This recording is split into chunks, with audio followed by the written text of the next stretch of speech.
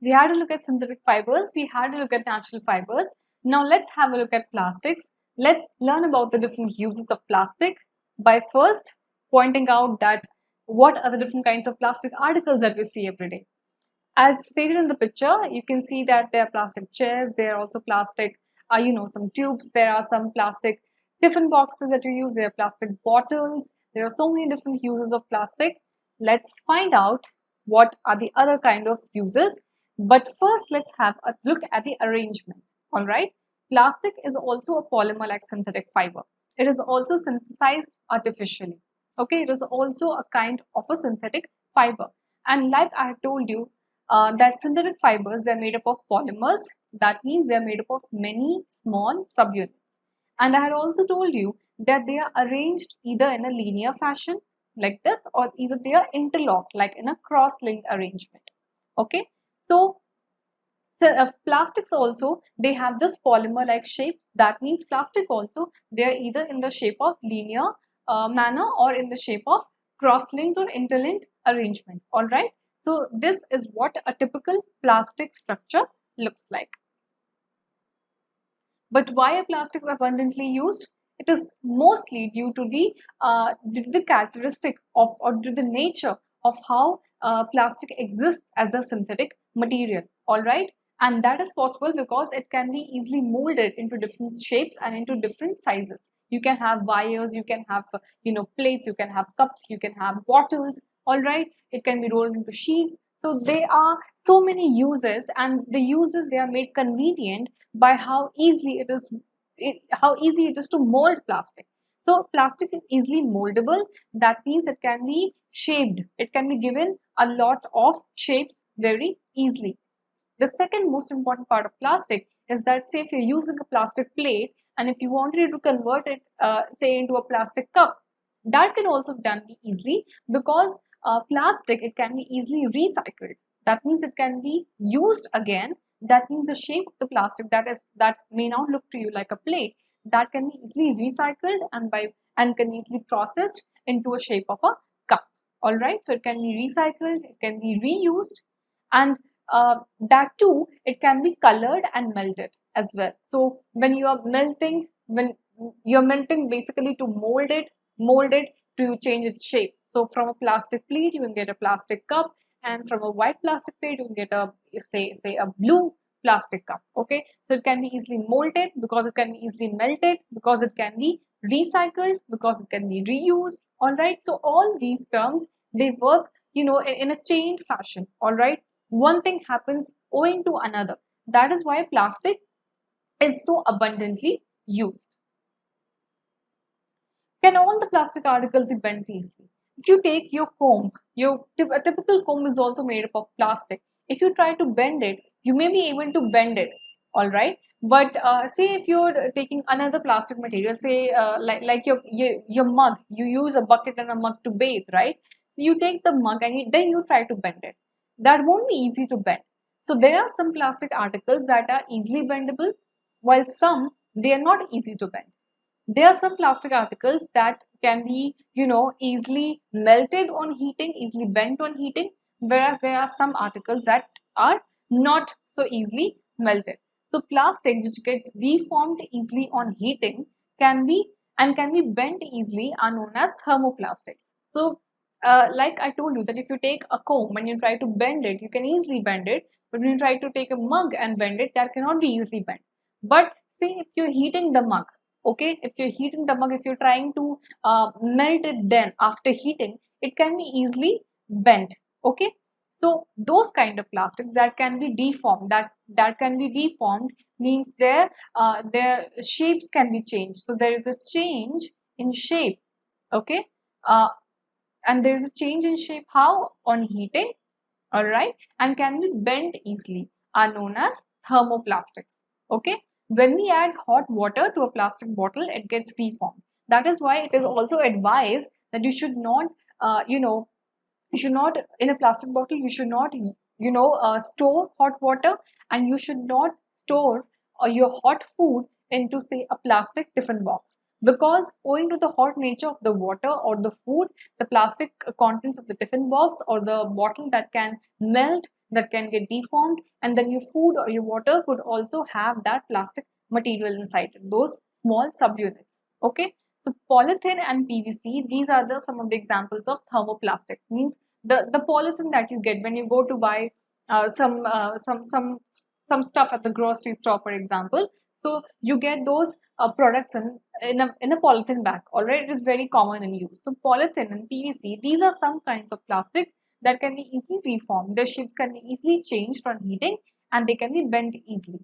These are used for manufacturing toys, combs, and various types of other containers, because we need these containers, we need these toys that can be easily molded into shapes, right? Toys have a peculiar shape, combs have a certain shape, certain containers, they have to be, some have to be round, some have to be more rectangular in shape, all right? So we need some material, those kinds of material that can be easily bent on heating, or even when you're not heating it, all right? But we need those materials those whose shape can be easily changed. Therefore, polythene and PVC, these are the thermoplastics that are used in manufacturing toys and other such material that changes their shape easily. Then we have thermostatic plastics. Thermostatic plastics can be kind of taken as to be opposite of thermoplastics. Okay, these are plastics that when molded once, they cannot be softened by heating. So it's not easy to bend them. It's not easy to change their shape. Okay, these are bakelite and melamine. So owing to their hard, sturdy nature, okay, they are used in either making switchboards, okay, and there is another important property that they are resistant to heat. That is why they cannot be softened while heating, right? That means they're resistant to heat. Okay, so melamine is resistant to heat, and it can tolerate heat better than other plastics. So bakelite, that I told you, is also used for making electrical switchboards. It is basically a poor conductor. Plastic in general is a poor conductor of electricity more oftenly, but some plastics, they conduct heat easily. That is why they're able to melt. That we have seen in thermoplastics. But thermosetting plastics, they are much poorer conductor of heat and electricity. In which bakelite, it is a very poor conductor of heat and electricity. Therefore, it is used for making electrical switches and handles of various utensils. Whereas melamine, like I told you, that it resists heat, right? It resists fire, and therefore it can tolerate heat better than other plastics, better than bakelite. So therefore, it is used for making floor tiles, kitchenware, and fabrics that resist fiber. Plastics in general, they are poor conductor of heat and electricity, but there are some plastics that can be easily, whose shapes can be easily changed on heating by bending. Those plastics are thermoplastics. Okay, but thermosetting plastics are those plastics that cannot be softened by heating. In which bakelite is a thermosetting plastic, which is a much poorer conductor of heat and electricity, so it is used in making electrical switches and electrical handles of various kinds.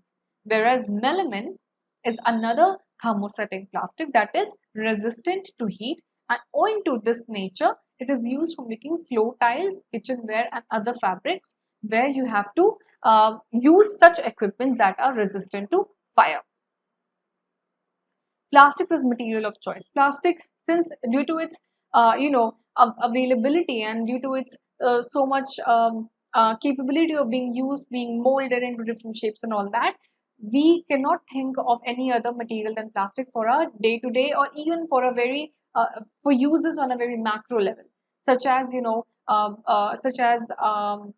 cars, aircrafts, and even in spacecraft. All right. So, if, for example, day-to-day uses can include that we store food items, we store water, we store milk in plastic containers.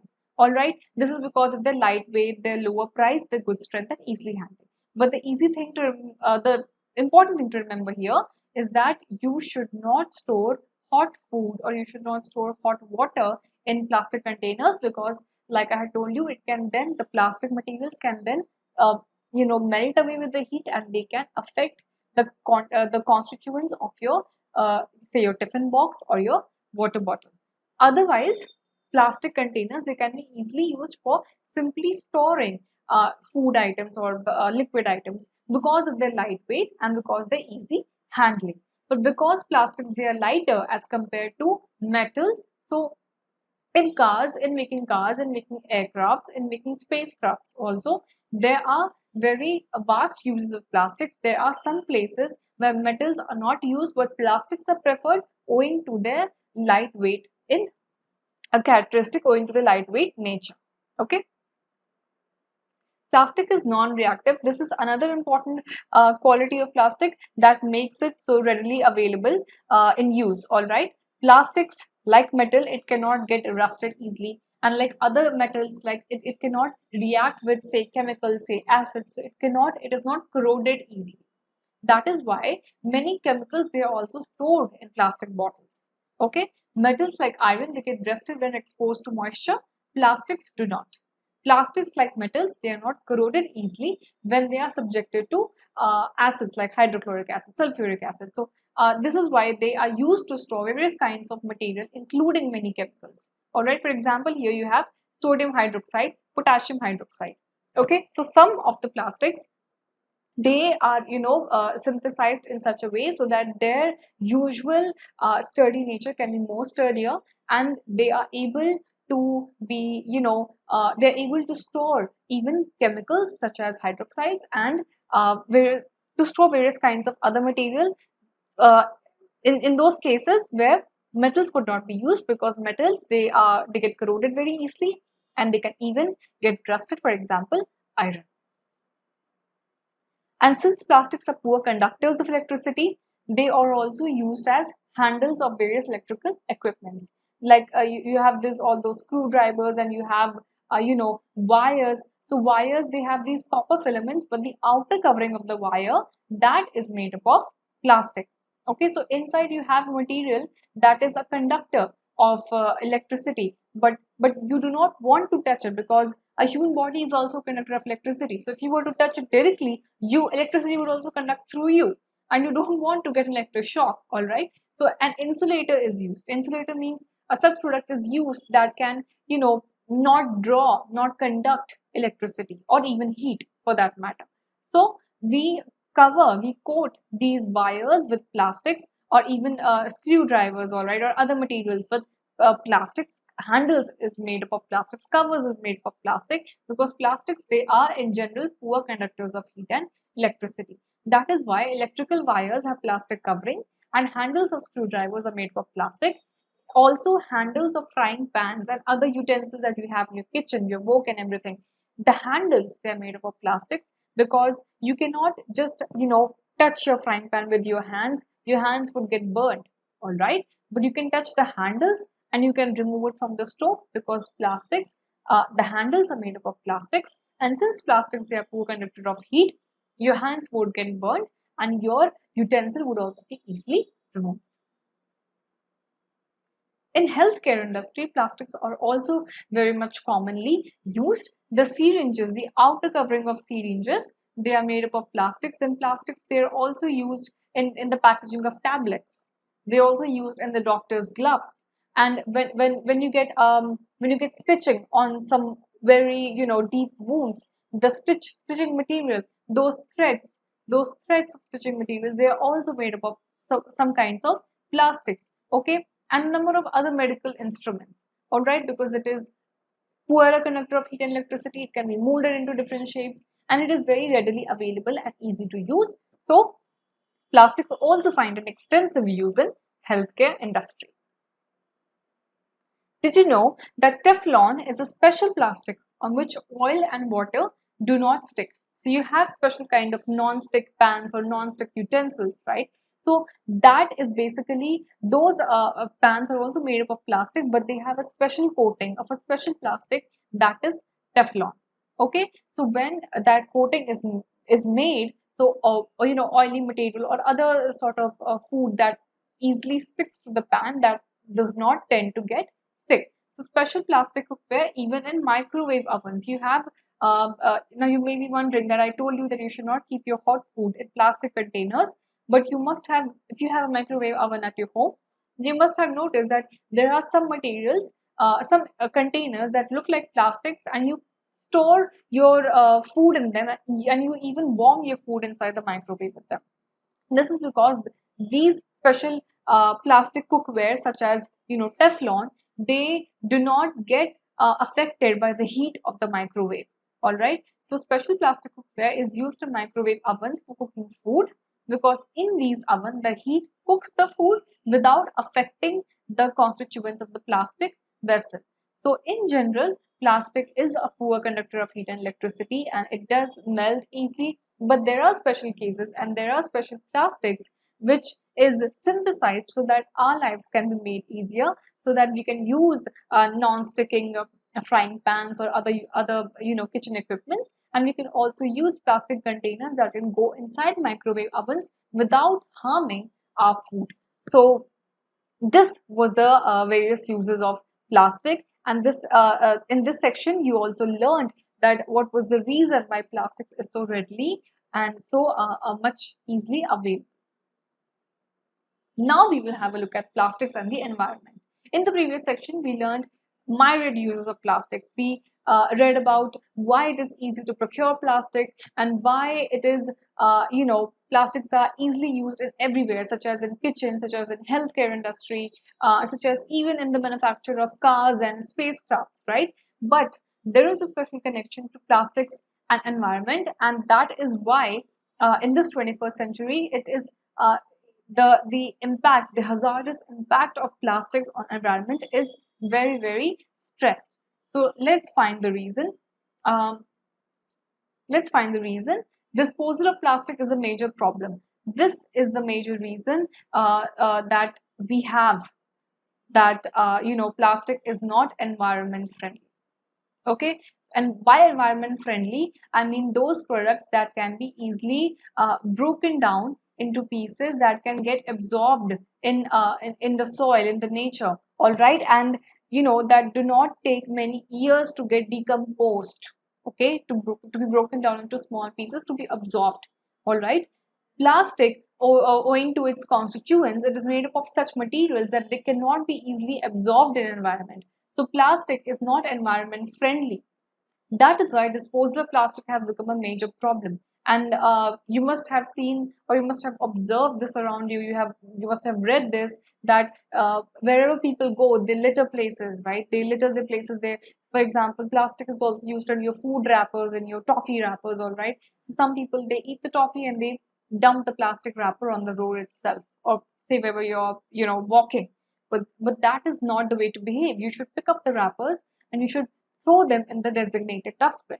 All right. So various people, they do not dispose plastic in the correct manner, and because of that there are huge heaps of garbage on the beaches or on the roads, and that is creating an environment problem, because plastics, they are not biodegradable. So a material which gets decomposed through natural processes such as by the action of bacteria.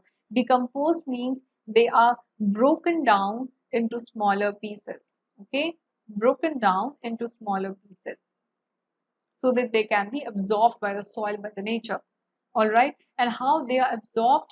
They are absorbed by the action of these bacteria, by the action of microorganisms. So there are some material when thrown, say on the mud or somewhere, or close to the floor, what happens is that naturally occurring bacteria in the soil, in the land, they tend to act on those materials. They broke those materials into smaller pieces. That means those materials undergo the process of decomposition, and they get broken down into so many smaller pieces that they can be ultimately absorbed into the nature.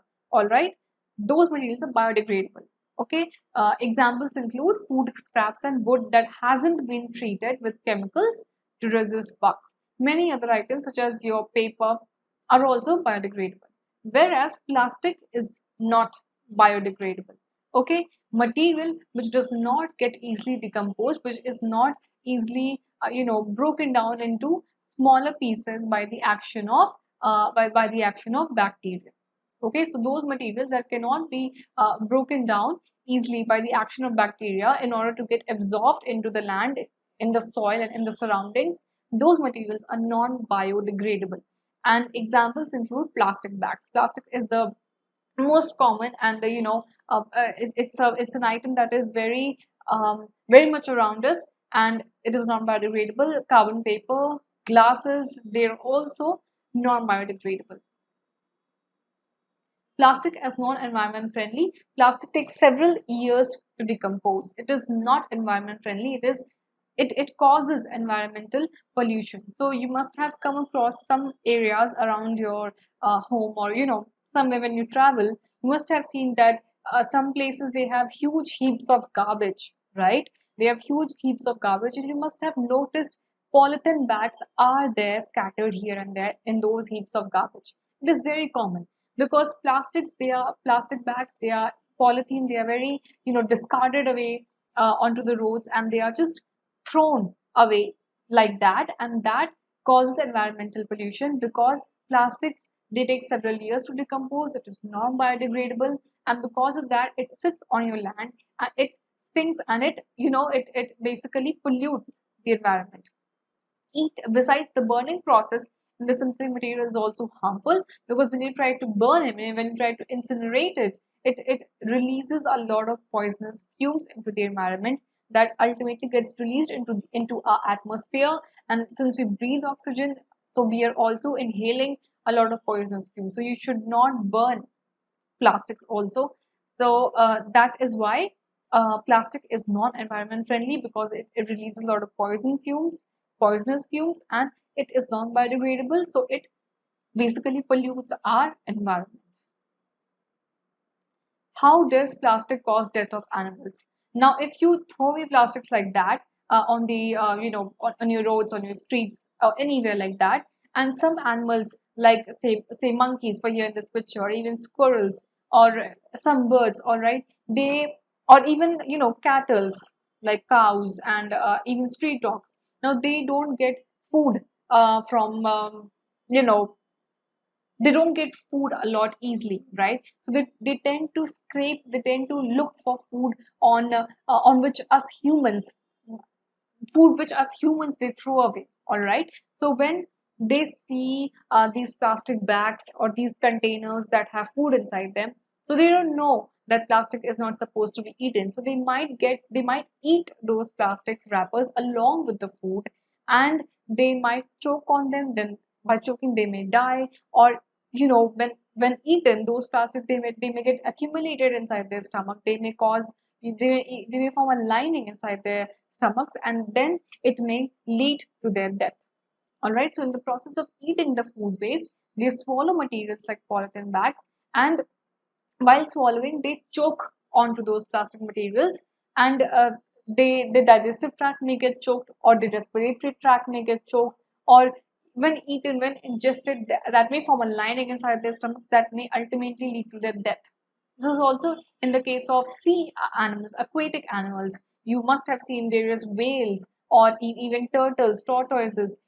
The straws, we also use plastic straws. So there are a lot of garbage on the beaches as well. And since the waves, they come away, and they wash away the shore, so they also take away the garbage that come along, that are scattered, that are thrown away onto the beaches. What happens is that those plastic waste, they go inside the oceans, and sea aquatic animals, just whales and turtles,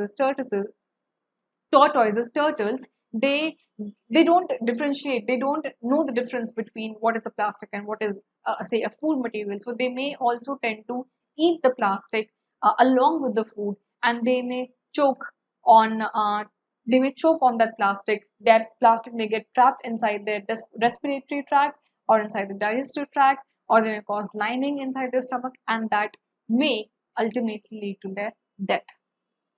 Now, how can this problem be solved?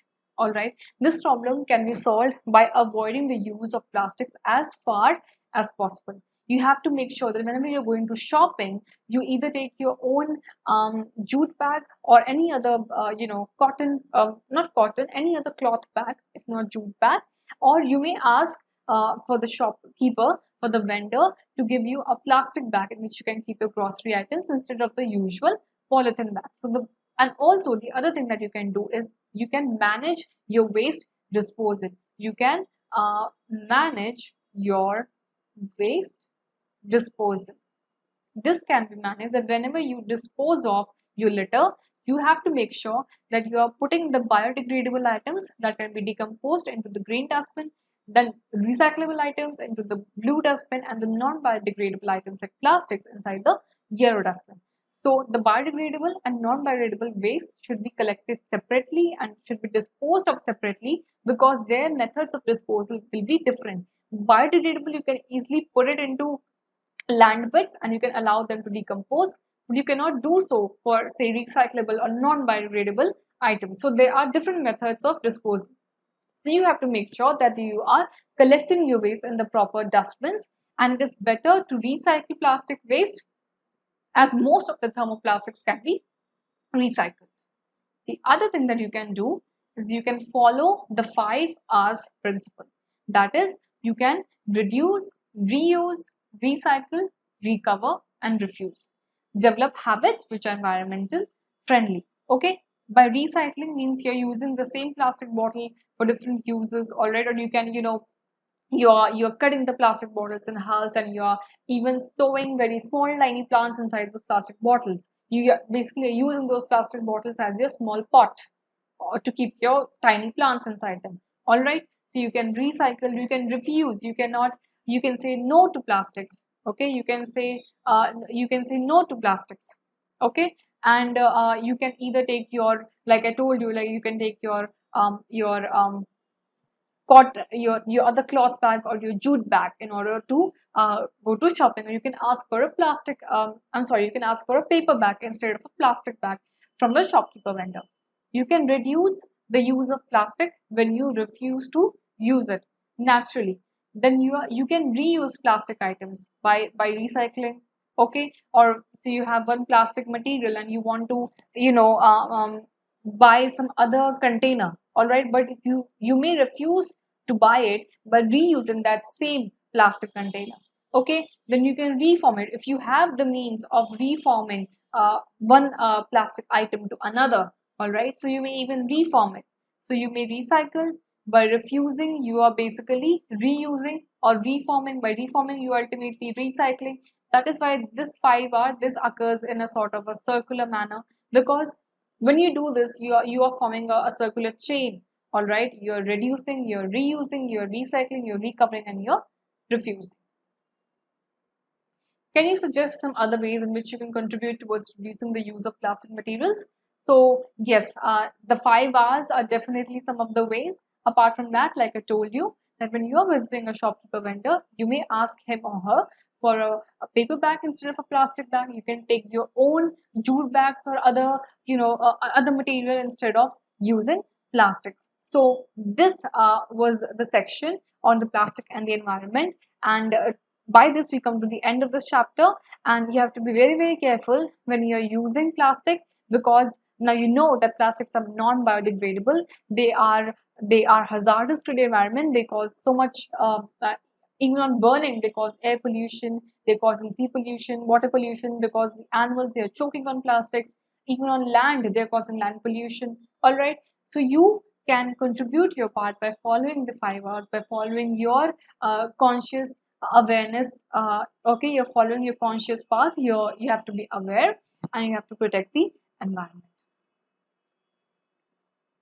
Let's have a quick revision. Let's recapitulate what are the important points that we have learned in this chapter. In this chapter, synthetic fibers and plastics, we learned that synthetic fibers and plastics, they are also made up of polymers, just like natural fibers. Okay, and what are polymers? Polymers means they are made up of many small units, or they are made up of many small parts. Okay, so polymers are made up of many smaller units. The larger chunks, they are called polymers. Synthetic fibers, they find uses ranging from many household articles like ropes, buckets, combs, bed sheets, okay, containers, etc., to highly specialized uses in aircraft, ships, spacecraft, healthcare, etc. Mind you, here when I'm talking about synthetic fibers, I'm also including plastics. Okay, while natural fibers, they are obtained from plants and animals, synthetic fibers, they are obtained artificially by man. They're made artificially. And how they're made artificially? By the chemical processing of some petroleum origin products, and those products are named petrochemicals. Okay, Like natural fibers, these fibers can also be woven into fabrics. Like you have your synthetic fibers, you have rayon, you have acrylic, you have polyester, okay, you have acrylic.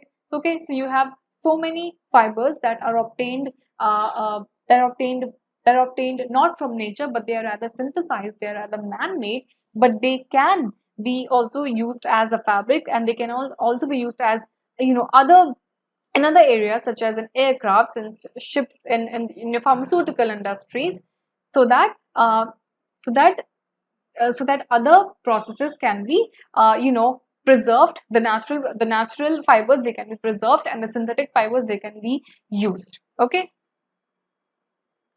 the different types of fibers differ from one another in their characteristic, in their nature, in their, that is their strength, okay, then their water absorbing capacity, their nature of burning, their cost, their durability, etc.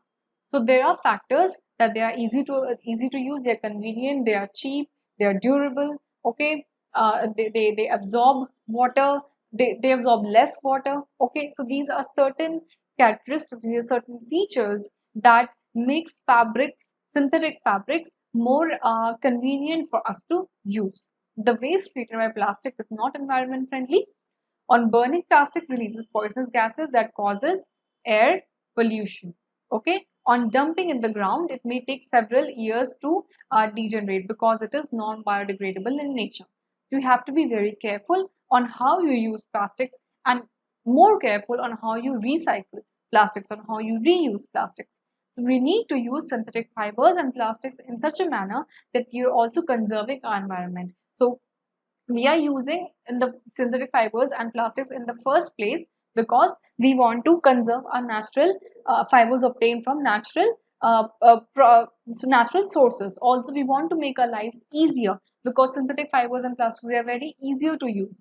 But at the same time, we have to be careful that while enjoying the good qualities, we do not have to pay the harsher price, the heavier price, and we have to minimize the uses so that the environmental hazards can be kept on check, and we can live in a environment friendly manner. So I hope this chapter made sense to you. I hope I was able to do justice, and I hope that you stay tuned to study room for further chapters with me, and make sure that when you're using plastics, you're keeping those 5 hours in your mind, not just plastics, the other type of synthetic fibers in this as well. And make sure that when you go to the kitchen, you do not wear synthetic cloths. That's all from me for now. Take care and study well, and stay tuned on study room. Thank you.